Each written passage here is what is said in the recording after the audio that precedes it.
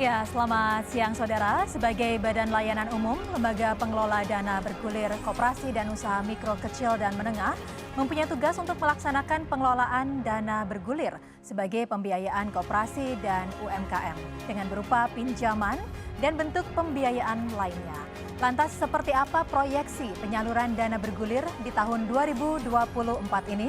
Kita akan bahas lebih dalam bersama saya Diana Dwika hanya di Zona Inspirasi.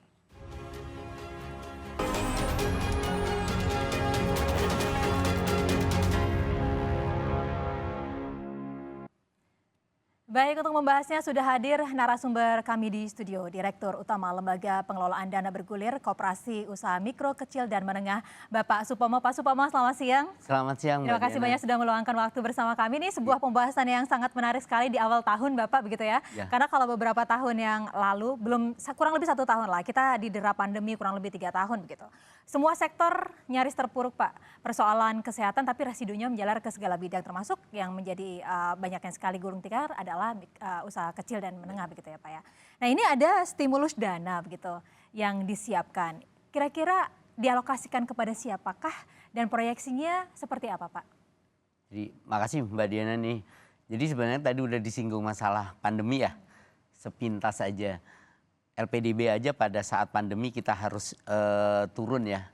Sebagai kepanjangan tangan, LPDB kepanjangan tangan pemerintah harus turun langsung ke lapangan gitu ya, ke masyarakat kecil gitu. Apalagi sekarang untuk meningkatkan pertumbuhan ekonomi.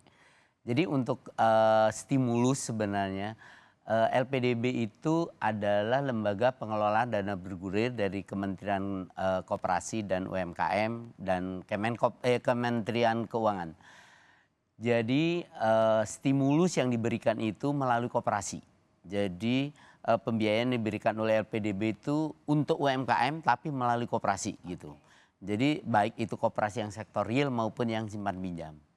Jadi kalaupun KSP, koperasi simpan pinjam, itu ditujukan kepada anggota yang mempunyai usaha produktif, bukan untuk konsumtif. Jadi itulah LPDB gitu. Jadi semuanya untuk yang sektor produktif. Apalagi yang koperasi sektor real gitu. Itu pasti produktif ya.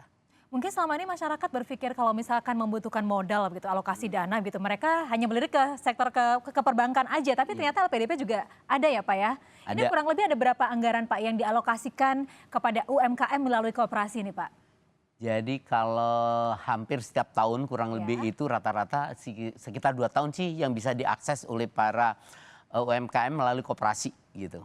Berapa? Jadi 2 triliun 2 triliun per tahun. per tahun. Ini Iya. angka yang sangat luar biasa sekali. Gak usah khawatir sebenarnya, UMKM udah banyak yang ngurus gitu kan sama koperasi. Baik, ini pastinya bisa menjadi peluang sekali ya, Pak ya, apalagi kemarin pandemi banyak sekali yang UMKM gulung tikar. Kalau misalkan mereka mau bangkit, sudah disiapkan dana begitu ya, modal untuk bisa bangkit kembali melalui LPDB.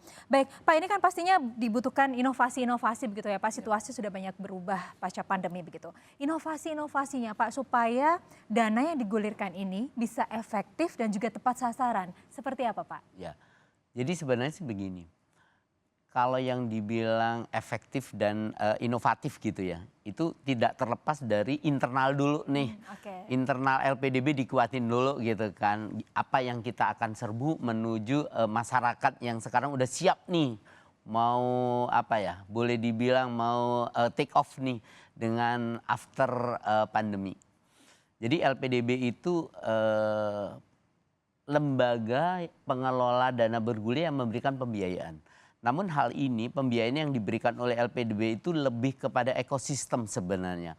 Jadi pembiayaannya yang kita harus menciptakan ekosistem dari hulu ke hilirnya. Seperti apa nih, Pak Mas? Seperti apa ya? Ya, contohnya. Contohnya itu begini nih.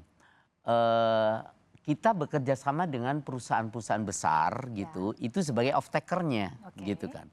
Kemudian perusahaan besar ini mereka pasti butuh yang dibilang supply chains itu daripada UKM. Inilah yang diagregator oleh koperasi yang dibina dan dibiayai oleh LPDB.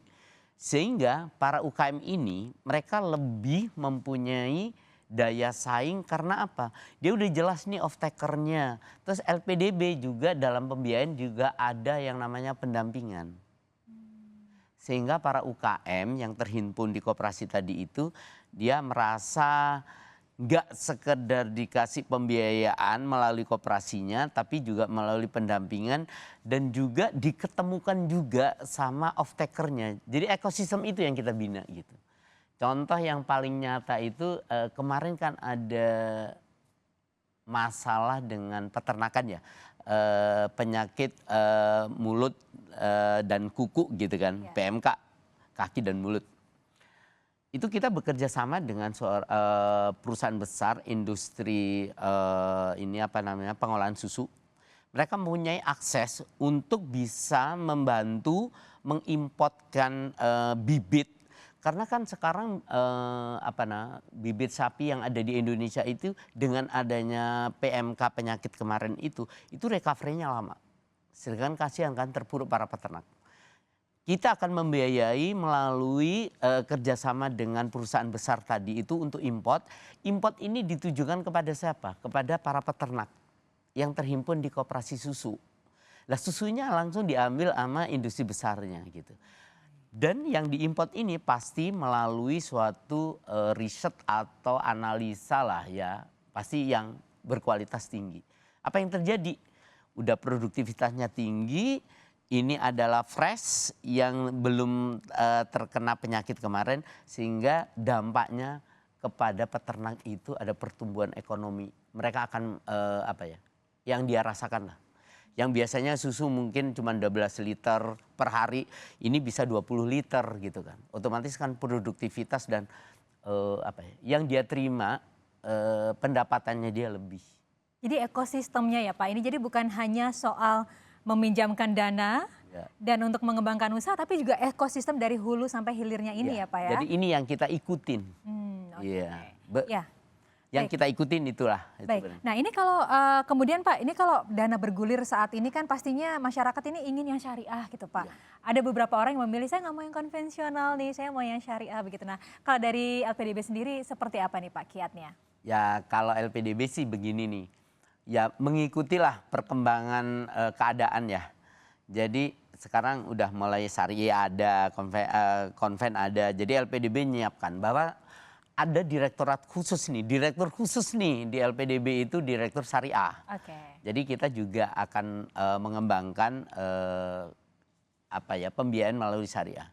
Strateginya apa? Ya strateginya kita melalui komunitas-komunitas syariah. Contoh komunitas pesantren, komunitas masyarakat ekonomi syariah atau komunitas daripada BMT gitu. Itu sih strateginya dan ternyata serapan daripada animo masyarakat koperasi yang syariah itu besar juga loh.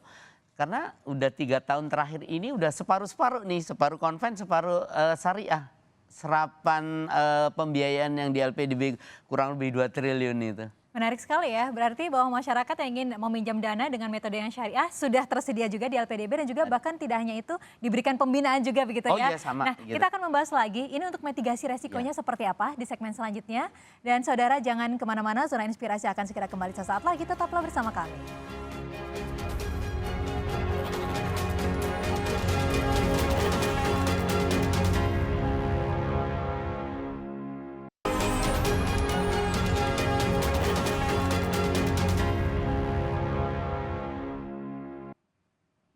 Ya, terima kasih saudara Anda masih bersama kami di Zona Inspirasi dan kita masih membahas tentang proyeksi penyaluran dana bergulir tahun 2024 bersama Bapak Supomo, Direktur Utama LPDB KUMKM. Bapak melanjutkan perbincangan kita, ngomongin masalah biaya Pak, ngomongin masalah dana, masalah uang.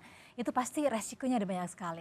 Mitigasi seperti apa yang sudah disiapkan oleh LPDB Pak? Ya, jadi pertama-tama itu pastilah ya, bisnis apapun gitu, itu ada resikonya gitu kan.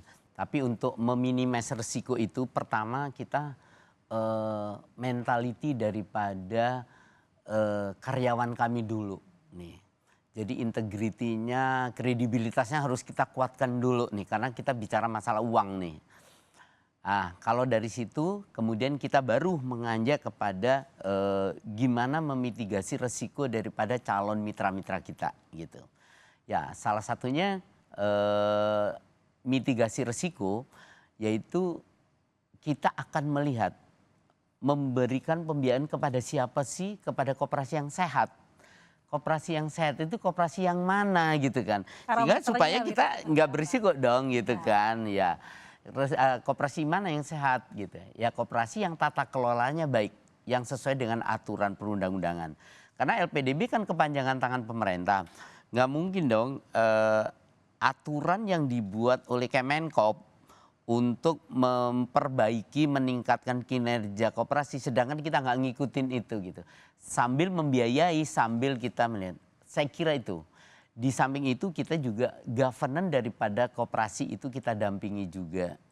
Gimana misalkan contoh nih kalau koperasi simpan pinjam, gimana SOP yang dilakukan kepada anggota-anggota para peminjam.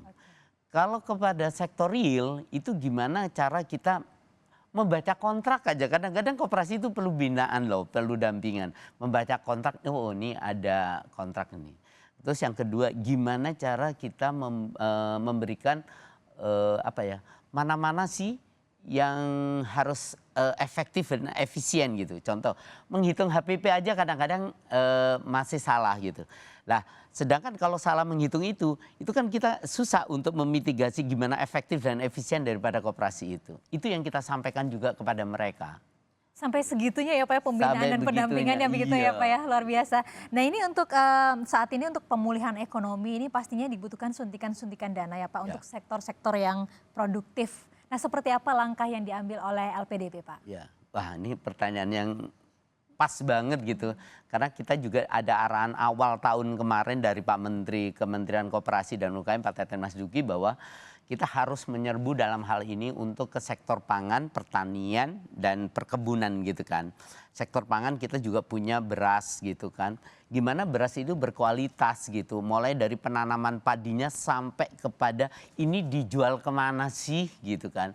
Jadi LPDB bisa membiayai di sini investasi untuk gimana cara memilih mekanisasi pertanian itu, bibitnya itu kita akan bantu semuanya. Maksudnya dibantu dalam hal ini kita pertemukan kepada ekosistem itu.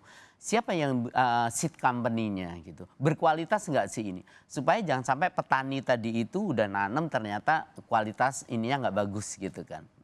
Itu. Jangan sampai sudah menanam kualitas tidak bagus dan tidak menemukan siapa yang akan membeli Pak. Betul. Ya selama ini kan yang menjadi kendala pasti dalam hal pemasarannya. Ini sampai dalam hal bisnis matching juga dilakukan ya Pak? Ya, bisnis matching yang dilakukan oleh LPDB tidak hanya yang udah menjadi mitra loh. Kalau udah menjadi mitra itu udah tanggung jawab nih. Makanya dari hulu ke hilir ekosistem tadi dibentuk. Off-takernya siapa sih ini? Kita pegang nih. Kita kuatin nih gitu. Dan kita juga ikut tampil loh, bukan kita cuma di belakang layar gitu enggak. Ikut tampil menghadapi off-taker itu. Lah, kalau yang memang belum jadi mitra, itu kan kita inkubasi dulu mereka. Ya kebetulan ada program inkubator di LPDB. Tahun ini udah 10 inkubator ya. Lah, ini kita ketemukan nih juga kepada calon investor, tidak harus dari koperasi yang binaan LPDB, bahkan dari perbankan, dari lembaga financing, dari asing juga. Kita beberapa kali kita ketemukan venture capital, kita ketemukan yuk. Kita wadahi pada mereka-mereka yang udah startup, yang kita udah bina, udah diinkubasi, yuk kita ketemukan. Sejauh ini Pak, bisakah diberikan contoh nyata begitu, dampak positif yang sudah dilihat atau bisa disampaikan kepada pemirsa kita dari semua yang sudah tergabung dalam LPDB ini seperti apa Pak? Contoh-contohnya dampak positif yang sudah banyak sih sebenarnya. Kemarin kayak contoh nih, ada UKM yang kemarin karena pandemi nih, ini boleh ya saya sebutin, ada suatu koperasi di Bali, toko oleh-oleh di Bali itu semua produk yang dijual itu adalah produk UKM. Begitu kena pandemi, begitu tokonya juga slow banget penjualannya, mereka juga nggak bisa keserap kan. Begitu pandemi hilang, apa yang harus dilakukan? Ini harus cepat-cepat bangkit. LPDB harus hadir untuk mensuntik mereka untuk jack up, top up lah istilahnya, pembiayaan modal kerja bagi UKM-nya ini. Tuh udah jelas nih off-taker-nya yang jual. Itu. Dan kita hadapin nih yang tadi off takernya itu gitu. Dan ternyata masih berkembang sampai saat Masih ini berkembang ya Pak ya? dan Masih dirasakan bertahan sampai sekarang begitu. bertahan. Oh, iya. Ya kalau sekarang itu udah bertahan ya ini. Bahkan ada satu ekosistem kemarin kan selama pandemi itu kalau sektor pangan pertanian itu kan masih nggak terlalu berdampak ya. Itu kita membina kecil-kecil petani-petani kecil gitu. Bahkan sekarang petani-petani kecil itu berkelompok. Ini sekarang udah dibiayai sama KUR loh. Oke. Jadi melalui Bank Himbara gitu. Jadi Bank Himbara langsung jadinya LPDB memberikan pembiayaan kepada koperasi, anggota-anggotanya ini dibiayai oleh KUR-nya. Saya cuma membiayai secara bisnis besarnya aja ini kepada off-taker yang gedenya. Baik Pak, ini pastinya masyarakat juga sudah mulai menanyakan, ini persyaratannya susah nggak sih untuk bisa mengakses dana yang ada di LPDB seperti apa Pak? Ya. Sebenarnya sih kalau persyaratan itu bisa langsung diakses di LPDB Go ID ya, lpdbgoid.com. Persyaratan itu sih sebenarnya wajar lah menurut saya itu. Cuman memang kalau koperasi itu mau, karena ini inline dengan peraturan ya, peraturan pemerintah. Jadi nggak mungkin LPDB itu mengada-ngada nih untuk persyaratannya.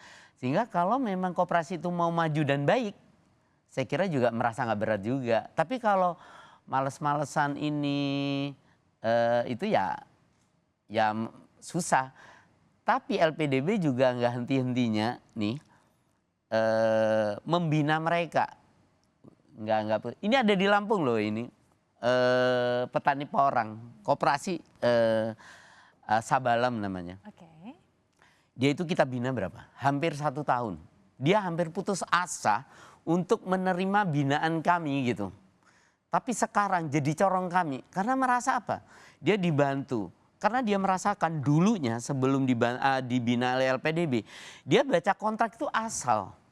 Yang memberatkan dia ternyata.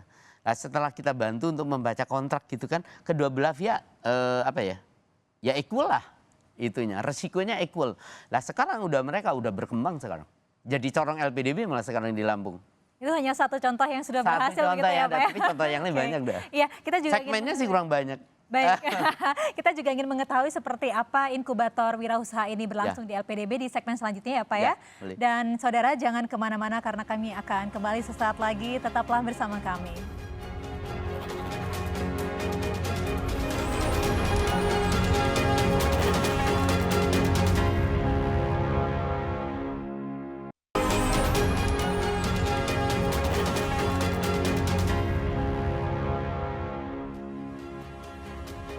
Baik, kita masih membahas tentang proyeksi penyaluran dana bergulir tahun 2024 bersama Bapak Supomo selaku Direktur Utama LPDB KUMKM. Bapak melanjutkan perbincangan kita, tadi Bapak di segmen awal juga sempat menyebutkan bahwa ini pembinaan bukan hanya penyaluran dananya, tapi juga ada pembinaan yang dilakukan menyeluruh dari hulu ke hilirnya. Disebutnya inkubator wirausaha begitu ya Pak ya? Ya. Ini seperti apa sih Pak proses yang terjadi di dalam inkubator wirausaha ini Pak? Jadi kalau proses inkubatornya dulu ya. Proses inkubator ini sebenarnya nggak mudah. Oke. Jadi tahun ini ada terpilih 10 inkubator yang baik. Menurut kami lah, pilihan lah. Jadi mereka yang mempunyai kapasiti untuk bisa menginkubasi calon-calon tenannya yang nantinya akan mengakses ke LPDB atau ke lembaga pembiayaan lain.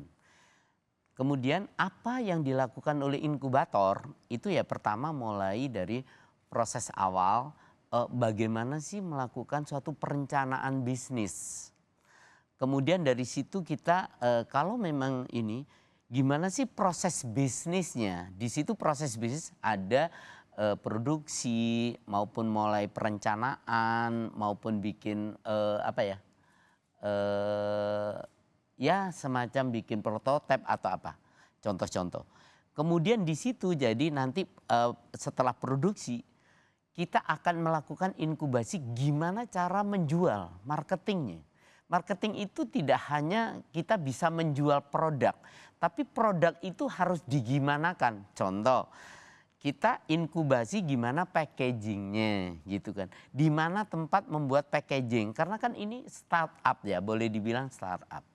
Jadi packaging yang bagus, packaging yang menarik, kita ajarin itu semuanya gitu.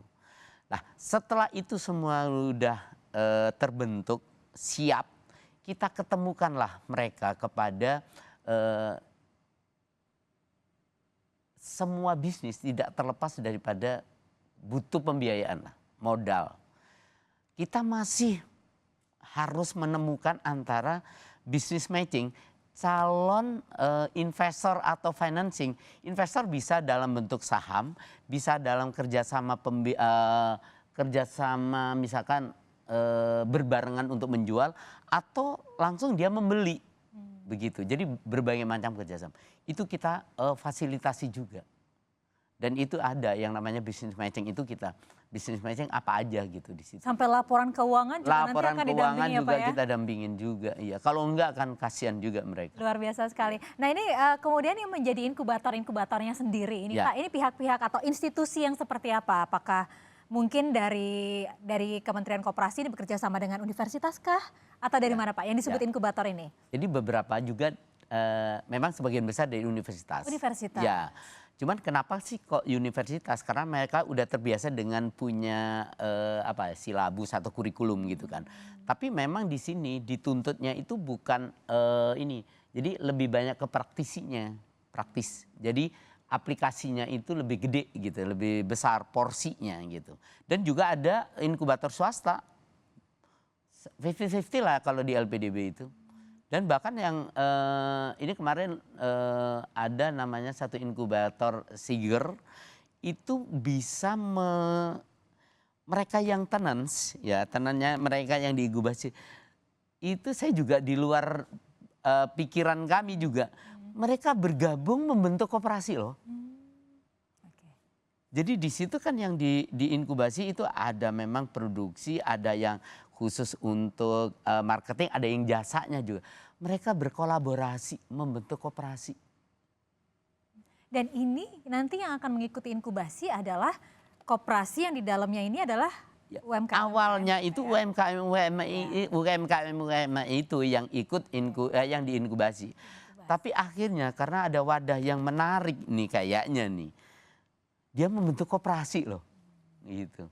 Kira-kira Pak, ini apa sih yang menjadi harapan besar gitu dari program LPDB ini Pak? Terutama di tahun 2024 dan juga targetnya. Harapan kami itu gini, sesuai dengan amanah dari kementerian, Pak Teten terutama. Jadi kita harus fokus kepada sektor yang produktif. Terutama sekarang sektor yang istilahnya koperasi sektor real. Kenapa?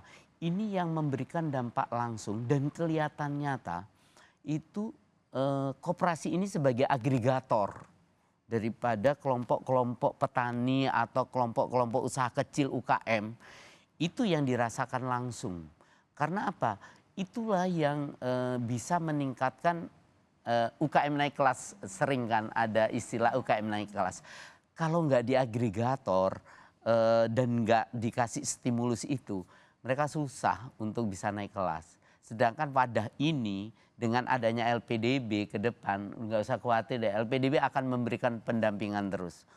Pendampingan kepada koperasi sektor real itu langsung berdampak kepada kelompok UKM tadi, anggota daripada koperasi.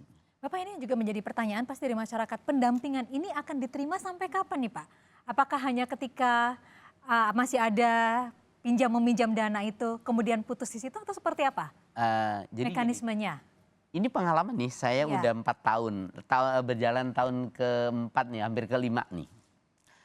Ternyata yang namanya koperasi, saya juga punya pikiran begitu, sampai kapan ya? Ternyata nggak ada ujungnya. Kenapa? Koperasi yang kita bina itu akan selamanya, bukan selamanya lah ya, yang namanya kita memberikan pembiayaan working capital itu akan terus meningkat gitu kan. Lah, peningkatan volume usaha pasti diikuti oleh perlunya modal lah. Benar. Lah, masa koperasinya udah meningkat, LPDB-nya mundur gitu kan? Enggak. Sedangkan kalau usaha pada koperasi ini meningkat, automatically dia perlu dampingan untuk supaya mereka juga lebih sustain, lebih aman, lebih kadang-kadang kan oh situasinya beda nih, oh governance-nya harus ditingkatkan yang mana lagi gitu. Itu sih, jadi pendampingan kami nggak akan berhenti di situ. Tidak akan Istilah kami koperasi ini, oh iya ya perlu di top up lagi lah. Di top up ini kan perlu pendampingan lagi. Oh iya, syaratnya kalau kamu kepingin naik kelas seperti ini harus ini loh ya. Iya, ya terus begitu. Ini salah satu komitmen untuk membangkitkan ekonomi nasional ya Pak ya. Betul. Bapak boleh tidak saya bertanya ini. Kalau singkat saja, Ya. berapa sih dana yang bisa dialokasikan kepada satu koperasi? Sampai berapa maksimumnya nih Pak? Maksimum itu sampai sekarang itu kita punya payung itu sampai 200 sampai 250 miliar. Dan itu udah ada loh. Oke. Iya, Luar tapi biasa. enggak, kita banyak yang kecil juga. Cuman ada iya gitu. Iya. Tapi kita menggrab untuk yang supaya yang kecil-kecil juga Juga tumbuh begitu tumbuh. ya Pak ya. Ini sebuah peluang yang semoga ya Pak ya bisa dimanfaatkan secara optimal oleh masyarakat kita karena ternyata LPDB sudah membuka diri begitu ya Pak. Kita Iya. tinggal menanti bagaimana masyarakat bisa memanfaatkan peluang Dan ini. strategi kita itu jemput bola loh sekarang. Baik, luar biasa Iya. Pak, patut kita apresiasi. Terima kasih banyak Iya. Pak Supomo, Direktur Utama LPDB KUMKM atas kehadirannya di Kompas. Sama-sama Siang Mbak hari ini. Diana. Ya. Dan saudara, demikian perbincangan kita di Zona Inspirasi pada siang hari ini. Saya Diana Twika undur diri, terima kasih dan sampai jumpa.